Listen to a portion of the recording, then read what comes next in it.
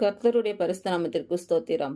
இன்றைய நாளுக்கான தேவ வார்த்தை ஏசாயா 53ஆம் அதிகாரம் 4 மற்றும் 5ஆம் வசனங்கள். மெய்யாகவே அவர் நம்முடைய பாடுகளை ஏற்றுக்கொண்டு நம்முடைய துக்கங்களை சுமந்தார். நாமோ அவர் தேவனால் அடிபட்டு வாதிக்கப்பட்டு சிறுமைப்பட்டவர் என்று எண்ணினோம். நம்முடைய மீறுதல்களின் நிமித்தம் அவர் காயப்பட்டு நம்முடைய அக்கிரமங்களின் நிமித்தம் அவர் நொறுக்கப்பட்டார். நமக்கு சமாதானத்தை உண்டு பண்ணும் ஆக்கினை அவர் மேல் வந்தது. அவருடைய தழும்புகளால் குணமாகிறோம்.